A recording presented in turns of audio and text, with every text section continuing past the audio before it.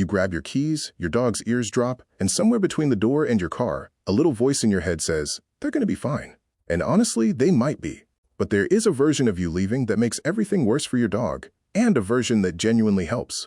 The difference is about 5 minutes. What I'm about to show you are 7 things you can do before you walk out the door that measurably reduce your dog's stress. One of them is something most owners do every single morning thinking it helps, and the science says it makes things worse. Another involves your dog being able to literally smell your anxiety. And the last one costs nothing, and most people have never even considered it. This is backed by research from the Royal Veterinary College, a 2024 study in Nature Scientific Reports, and a comprehensive cortisol review covering over 100 studies. These are not opinions, these are tested interventions that change what happens inside your dog's body. Music after you close that door. 1. Stop the emotional goodbye. I'll be honest, I used to do this. The crouching down, the "I'll miss you so much," the prolonged eye contact, the baby voice. It felt like love. It felt like the right thing to do. It is the opposite of the right thing to do. A study on newly adopted dogs tracked what happened over 6 weeks when owners used high-arousal goodbyes versus calm ones. The emotional goodbye group developed significantly more separation-related problem behaviors, more barking, more destruction, more distress. The calm group did not. A large-scale study from the Royal Veterinary College confirmed the same pattern in puppies. Calm departures were directly associated with lower distress scores at 6 months. From your dog's perspective, that emotional goodbye is not reassurance. It is an alarm signal. You are telling them with your body and your voice that something worth worrying about is happening. In the last 2 minutes before you leave, no eye contact, no baby talk, no crouching down. Walk to the door calmly and leave. It will feel strange at first. Your dog will adjust faster than you think. So the goodbye matters, but here's the part most people have never considered. What your body is broadcasting before you even reach the door. 2. Your dog can smell that you're stressed. You know those mornings where you're running late, you can't find your wallet, you're already mentally at work before you've left the house? Your dog knows too, not because they read your face, though they do that as well, but because they can smell the stress coming off your skin. 2 separate studies in 2024 prove this. Researchers collected breath and sweat samples from people during calm moments and during psychological stress, then presented both to dogs in a double-blind setup. The dogs could tell the difference with statistically significant accuracy.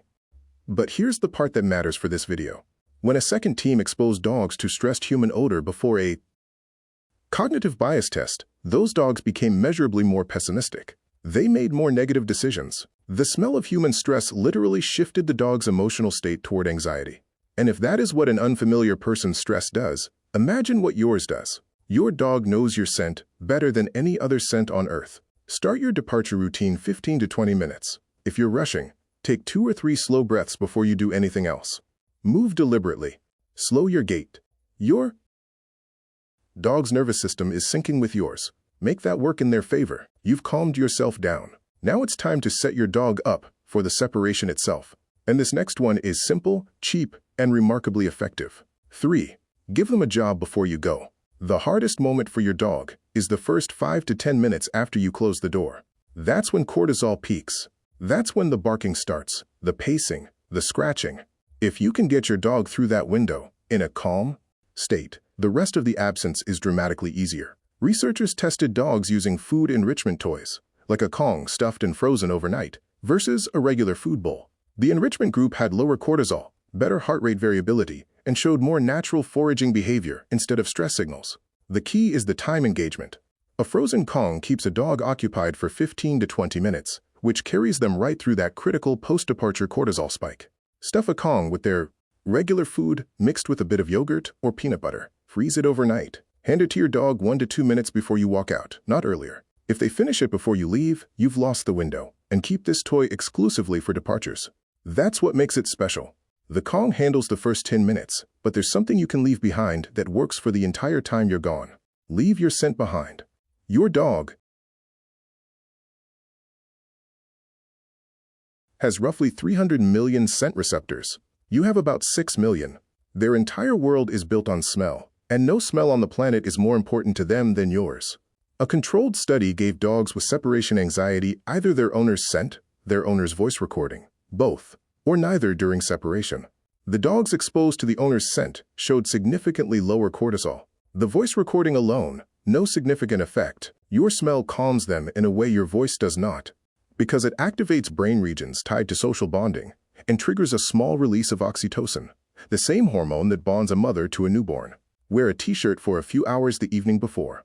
Leave it in your dog's bed or crate before you go. Don't wash it. The whole point is your natural scent. Replace it every day or two to keep the smell fresh. If any of this is changing how you think about leaving your dog, subscribe. That's how we reach more owners who need this. 4 interventions down. The next one is about something your dog craves and most owners skip on busy mornings. 5. Tire their body, calm their brain. This one sounds obvious, but the timing and intensity matter more than most people realize. Moderate exercise, a 20-to 45-minute walk at a steady pace, does 4 things before a separation. It burns off excess sympathetic energy. It triggers endorphin release, which is a natural anti-anxiety compound. It promotes a post-exercise rest state, where the parasympathetic nervous system takes over, and it increases the chance your dog will sleep through part of your absence. Research on dog walking has shown it inhibits stress-related brain activity through GABA pathways, the same calming system targeted by anti-anxiety medication. Walk them 20 to 45 minutes before you leave. Include plenty of sniffing time. Olfactory enrichment is calming on its own. Avoid intense fetch or sprinting right before departure, because high-intensity exercise can temporarily spike cortisol instead of lowering it. After the walk, let them settle for 5 to 10 minutes before you start your exit routine. Exercise, scent, enrichment, calm energy, all of these help. But the next one ties them all together in a way that might surprise you. 6. Make your departure boring and predictable. You might have heard the advice to do fake departures. Music, go and pick up your keys, but don't leave. Put your shoes on, then sit back down. The idea is to desensitize your dog to departure cues. The latest research says this can actually backfire. A review in the Journal of Veterinary Behavior argued that fake departures destroy the one thing your dog needs most: predictability. When your dog cannot tell whether you're actually leaving or just rehearsing, they stay in a state of hypervigilance throughout your entire pre-departure routine. Every time you touch your keys becomes a stress event. Instead, the evidence points toward building a consistent, honest routine. Same order every time. Coffee cup in the sink, shoes on, bag picked up, Kong delivered, door closed. When your dog can predict what comes next, their stress rises briefly and then drops, because they know the pattern ends with you coming home. Pick a departure sequence and stick to it. No fake-outs, no variation. Boring is the goal. Predictability is safety for a dog's brain. 6 steps that change what your dog feels when you close that door. And the last one is the easiest of all, and the one almost nobody does.